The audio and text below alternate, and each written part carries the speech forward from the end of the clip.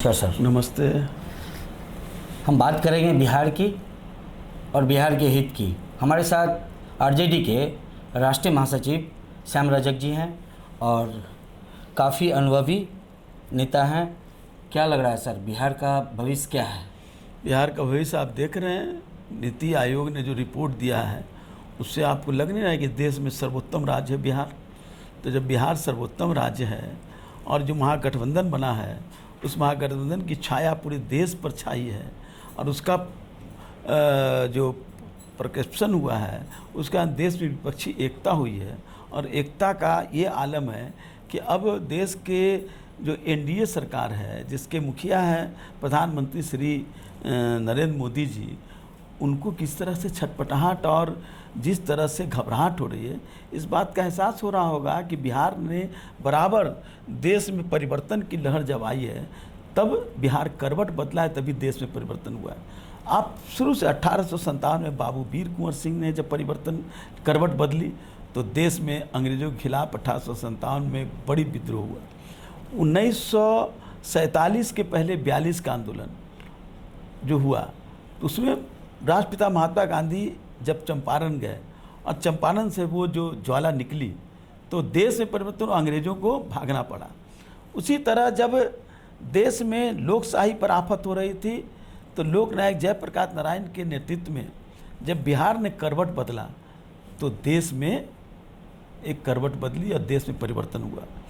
जब भ्रष्टाचार की बड़ी चल रही थी चर्चा, उस समय बीपी सिंह को बिहार ने ही सबसे पहले नेतृत्व दिया और बिहार का नेतृत्व के कारण देश में परिवर्तन हुआ। लालू यादव जी जो हमारे नेता हैं, जिन्होंने देश में सामाजिक न्याय की लड़ाई लड़ी और उसके बाद काफ़ी वर्षों तक देश में एक नई परिवर्तन हुई और सामाजिक न्याय सांप्रदायिक सद्भाव की बात चली, यहाँ तक कि सांप्रदायिक फैलाने वाले लोग हतोत्साहित हो गए। लेकिन 2014 में फिर सरकार बनी उन लोगों की और उस सोच के लोगों की, और जब उस सोच के लोगों की सरकार बनी, लोगों में एक भ्रम फैला था। हम उस पर भ्रमित नहीं थे, लेकिन वो भ्रम में लोग जनता थी। 2024 आ गया, 9 साल बीत गए, 10वें साल में प्रवेश किए। 10वें साल में जो परिस्थिति है देश में, उस परिस्थिति का आलम ये है कि आज भूख, बेरोजगारी, भ्रष्टाचार, कुपोषण सबसे ग्रसित है। और जो वर्तमान सरकार है नरेंद्र मोदी जी की, जिस तरह से भ्रष्टाचार को, कल तक उनके लिए भोपाल में वो भाषण देते हैं, उसके पहले वो भाषण देते हैं, हेमंत बिस्वा शर्मा उनके लिए सबसे बड़ा भ्रष्टाचारी। आज देश का सबसे अच्छा मुख्यमंत्री वो कह रहे हैं, जिसको प्रफुल्ल पटेल और अजीत दादा पाटिल पवार को आप 70,000 करोड़ के घोटालेबाज कहते थे, आज उनके लिए सबसे अच्छे व्यक्ति हो गए, दूध के धुले हो गए। तो ये उनकी परिभाषा है। कल तक नीतीश कुमार का गुणगान गाते थे। आप नरेंद्र मोदी जी के भाषण को सुनिए और उनके वक्तव्यों को सुनिए। नीतीश कुमार कहते थे कि ये सबसे अच्छा पिछड़ों का नेता है और इसने देश को एक दिशा दिया है, सेकुलर नेता है, समाजवादी नेता है। आज उनको क्या हो गया कि आज पलटू राम और क्या क्या नहीं बोल रहे हैं। तो उनकी भाषा बदलती है। हम अपने प्रतिबद्धता हैं, हम हैं आज देश में। अब आज देखिए जिस तरह गरीबी देश में कर रहे हैं और कह रहे हैं कि बिहार में भी परिवर्तन हुआ है देश के कारण, तो मैं जानना चाहता हूँ कि बिहार में गरीबी रेखा घटा है तो इसके तो उसी परिप्रेक्ष्य में देश में भी घटना चाहिए था। अगर उनका देन है तो देश किसको जाता है? मैं तो कह रहा हूँ अगर देश भर में अगर होता तो श्रेय नरेंद्र मोदी को जाता, लेकिन देश भर में रेशियो बहुत कम है। कहाँ 9% का ही घटोतरी हुआ है और बिहार में 18% से ज़्यादा घटोतरी हुआ है। तो बिहार में नीतीश कुमार तेजस्वी यादव जी की जो सरकार है, जिसका विजन है, जिसकी सोच है, उस सोच के कारण, नीतीश कुमार की सोच के कारण और बिना केंद्र के सहायता के सहयोग के हमको नहीं मिला। हमारा 92,000 करोड़ रुपया आज भी आपने यहाँ केंद्र आज भी केंद्र सरकार का बकाया है। जब आज़ादी से लेके अब तक और जब से सरकारें काम करना शुरू किया तो बिहार को केंद्र सरकार द्वारा लगातार उपेक्षा किया गया, जिस कारण से बिहार हमेशा पिछड़ा रहा।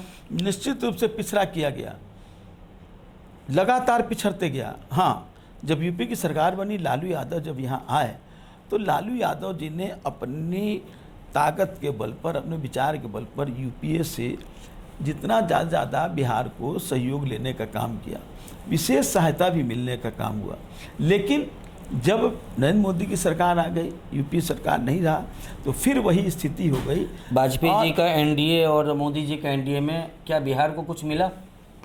मोदी जी को क्या मिला, ये तो उनका रिपोर्ट है, मैंने बिहार को करें, वो रिपोर्ट है, नीति आयोग का रिपोर्ट है, योजना आयोग का रिपोर्ट है, जो संसद में पेश होता है। फाइनेंस बिल जो पास होता है, तो उसके पहले एक रिपोर्ट आती है साल भर का लेखा जोखा, उस लेखा जोखा को पढ़ने का काम कीजिए, तो आप देखेंगे कि बिहार को हर मामले में जो हिस्सा होता है, जो हमारा हक है, जो वो भीख नहीं दे रहे हैं, हमारा हिस्सा है, जो पैसा देश को देना है, सारे पैसे आते हैं, सारे टैक्सेज आते हैं देश में, और देश उसको आबादी के अनुसार बांटता है, लेकिन जो हमारा हिस्सा होना चाहिए वो पैसा नहीं मिलता, बिहार को नहीं मिल रहा। और इस बार तो बहुत ज़्यादा हो गया कि 92,000 करोड़ रुपया हमारा ये रखे हुए वो दे नहीं रहे हैं।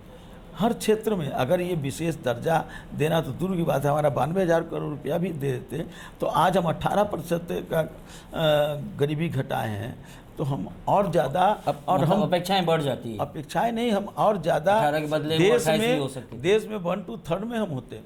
सर हमारा एक सवाल है कि विकास काफ़ी समझदार है, विकास और बिहार, ये शब्द जो है ना मैं प्रयोग इसलिए कर रहा हूँ कि बिहार में जो मजदूर वर्ग हैं या काफ़ी पढ़े लिखे लोग हैं, बिहार में पढ़ते हैं, और जब वो कमाने लायक होते तो बिहार छोड़कर दूसरे राज्यों में चले जाते हैं, तो कहीं ना कहीं इन कारणों से भी बिहार पिछड़ रहा है ना। बिहार में प्रतिभाएं हैं, ये मानता हूं, प्रतिभाओं का पलायन, मैं भी बिहार से हूँ, प्रतिभाओं का पलायन होता है क्योंकि वो खोजता है अपने कामों को। आप याद कीजिए, देश की आज़ादी के पहले मॉरिशस जी में हमारे बिहार के ही लोग गए थे कमाने, और देश के शासन पर, प्रधानमंत्री वहाँ, देश के शासन पर प्रधानमंत्री नहीं, राष्ट्रपति, प्रधानमंत्री, कई मंत्री आज वही चला रहे हैं सरकार।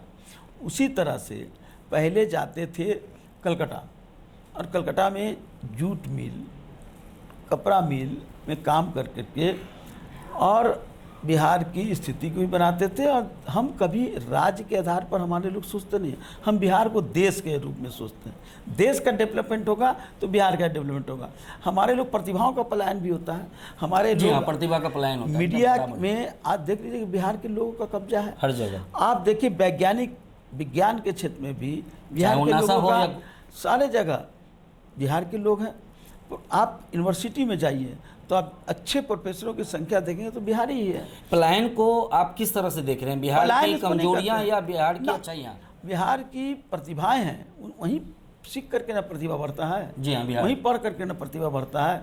तो प्रतिभा अगर बढ़ रहा है तो उसका जो पलायन हो रहा है उसको आप देश के विकास का हिस्सा मानेंगे कि बिहार के पिछड़ेपन का हिस्सा मानेंगे? यही बड़ा सवाल है। लेकिन लगातार बिहार से जिस ढंग से प्रतिभा बाहर जा रहा है, प्रतिभाओं का अपार भंडार है हमारे यहाँ। जी जी।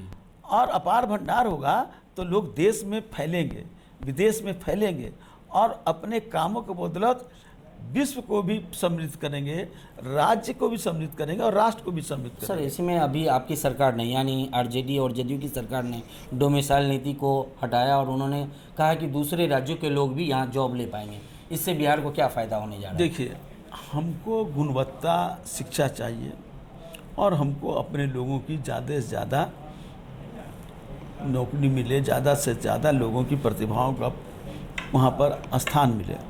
तो जब हम लोगों ने देखा कई विषयों पर हमारे उस रैंक के विद्यार्थी शिक्षक नहीं मिल पा रहे हैं, और जब देश का सवाल है, जब हम ये बात करेंगे कि हम डोमिसाइल नीति लाएंगे तो डोमिसाइल नीति तो देश भर में चलेगा।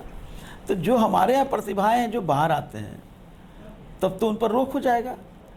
तो उन प्रतिभाओं का हम अपने साधन के अंतर्गत कितना डेवलप कर सकते हैं। तो अगर बाहर के लोग भी आए हैं और हमारे प्रतिभा को और ज़्यादा बढ़ाने का काम करें, और हमारे लोग तो ही, हमारे यहाँ प्राथमिकता है पहले, अपने यहाँ प्राथमिकता के बाद जो आते हैं तो वो बाहर के लोग भी आए, इसमें गलत क्या है? देश हमारा एक है। ऐसा विपक्ष का कहना है कि डोमिसाइल नीति में बदलाव लाने से बिहार के लोगों को मौका कम मिलेगा। मैं उस पार्टी को पूछना चाहता हूँ जो आज बात कर रहा है डोमिसाइल नीति की बात, आप क्यों कहते हैं कि भारत एक, कानून एक, एक संविधान, एक टैक्स। एक तरह का टैक्स, एक तरह का शिक्षा, एक तरह का, फिर क्यों ये बात कहते हैं? आप क्यों इस बात की बात कह करके अपने बात को ही काट रहे हैं? हम तो देश को एक मानते हैं। तो आपको लगता है कि पूरे देश में एक कानून, एक शिक्षा नीति, एक इस तरह के सारे पुल टूट जाने चाहिए? नहीं, देखिए संविधान की बिहार बोर्ड, इजाज़त यूपी इसको बोर्ड इस नहीं तरह देता है। संविधान इसकी इजाज़त नहीं देता। हम संविधान के प्रति प्रतिबद्ध हैं। हम किसी व्यक्ति के प्रति प्रतिबद्ध नहीं, हम संविधान के प्रति प्रतिबद्ध हैं।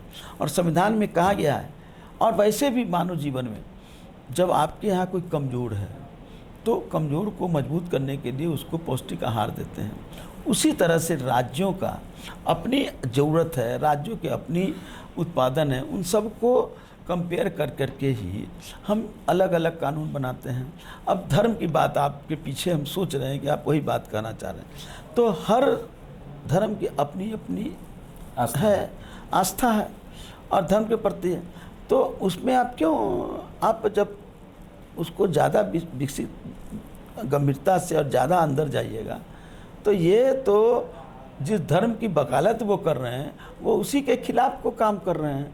वो दूसरे धर्म के खिलाफ कम कर रहे हैं, अपने धर्म के खिलाफ ज़्यादा कर रहे हैं। अगर वो जाए, लोग समझ जाएंगे उस दिन इनको उस पर भी इनका इलाज करेंगे। इसमें हम आते हैं सर सीधा, हमारे बिहार में पानी उपलब्धता है, मन से भी ज़्यादा पानी आता है, तो इसको लेकर के बहुत सारे पानी से मछलियाँ, मखाना, इस तरह के व्यवसाय को लेकर के क्या लगता है कि इस पर और भी ज़्यादा ध्यान देने की ज़रूरत है? देखिए, पहले तो कह दूँ कि गौतम बुद्ध ने कहा था इस बिहार को जल अग्नि से बराबर खतरा रहेगा। क्यों कहा था?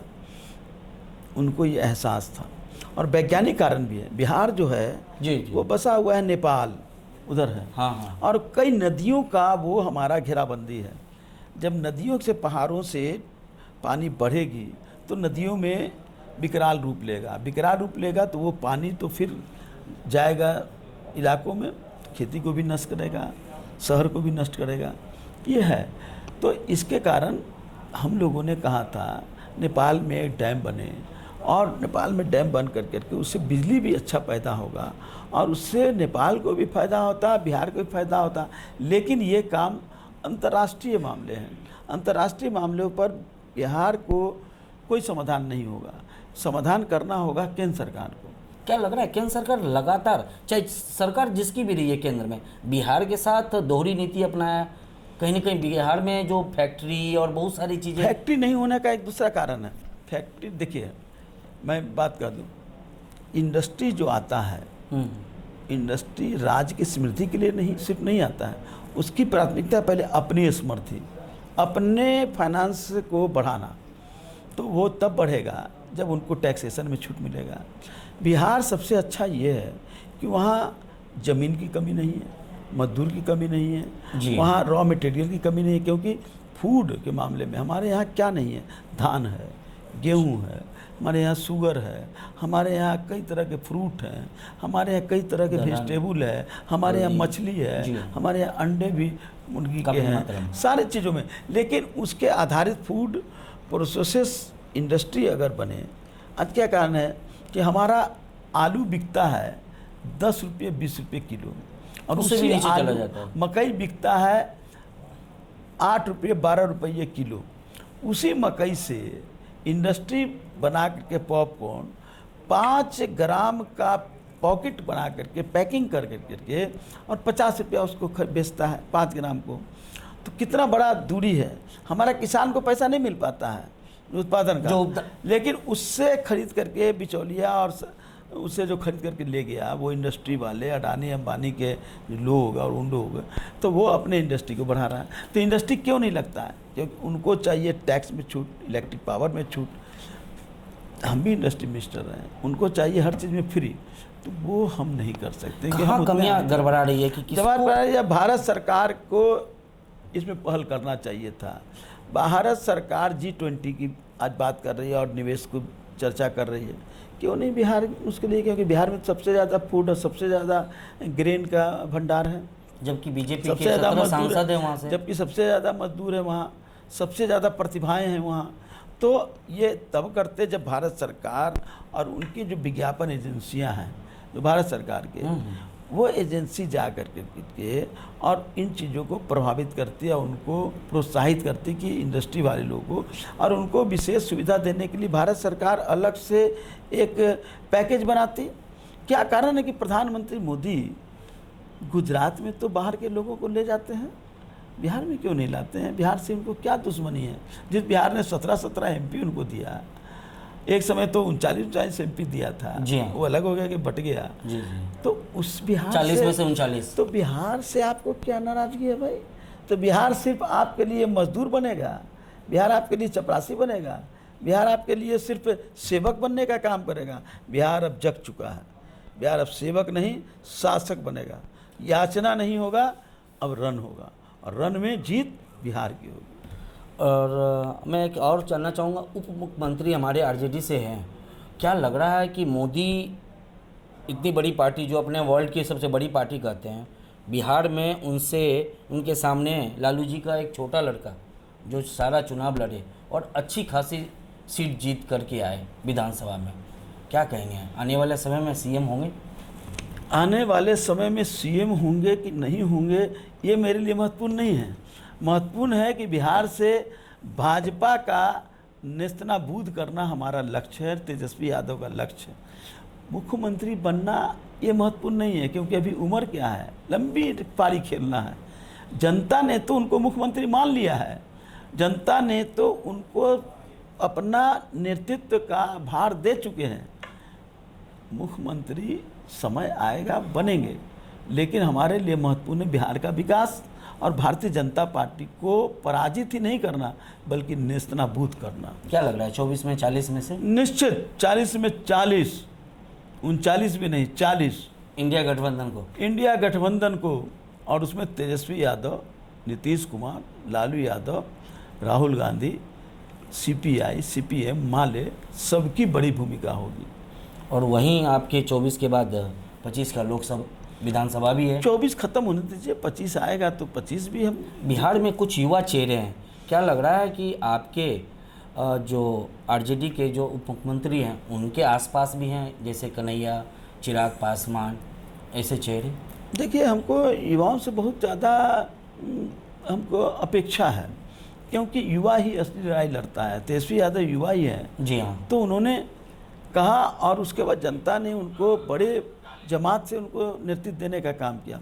और भी नेतृत्व जिनका आप नाम ले रहे हैं, बहुत लोग हैं अपने काम कर रहे हैं, लेकिन विचार भी परिपक्वता होना चाहिए, विचार भी प्राथमिकता होने चाहिए। देश में आप किसी के हनुमान बनना चाहते हैं कि किसी के भाई बन करके रहना चाहते हैं, ये जनता जानना चाहती है कि आप उस समस्याओं के हनुमान बनना चाहते हैं कि शासक वर्ग का हनुमान बनना चाहते हैं। दोनों में आप चुन लीजिए। अगर जनता का हनुमान बनना चाहते हैं तो जनता आपको हथेली में लेगी, जैसे तेजस्वी को लिया है।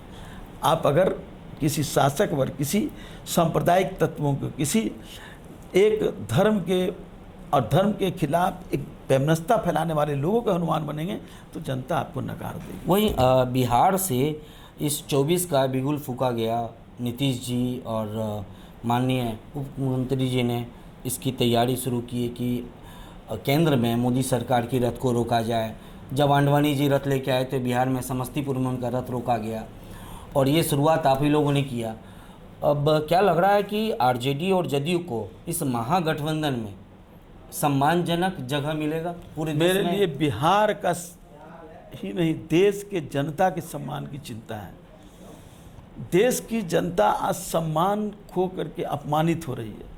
इस देश में महिलाएं अपने को असुरक्षित पा रही हैं, नौजवान कुंठित हो गया है, किसान आत्महत्या करने पर मजबूर हो गए हैं, अल्पसंख्यक अपने आप को देश से अलग महसूस कर रहे हैं। मैं बार बार कहता हूँ, देश सिर्फ मानचित्र का देश नहीं है।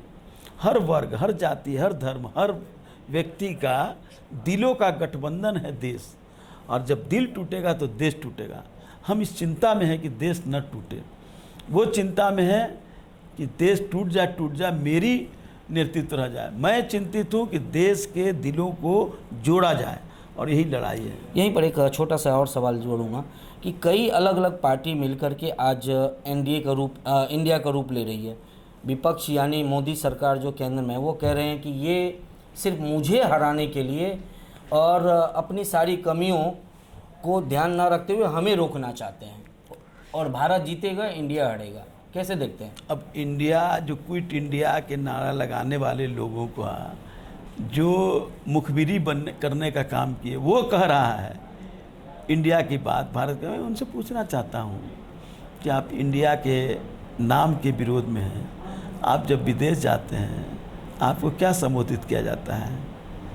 संबोधित तो ही नहीं किया जाता है मिस्टर प्राइम मिनिस्टर इंडिया कहा जाता ना, ये नहीं ना कहा जाता कि भारत के प्रधानमंत्री। इंडिया तो एक शब्द है, उस शब्द से आपको क्यों नफरत है? नफरत आपको शब्द से नहीं है।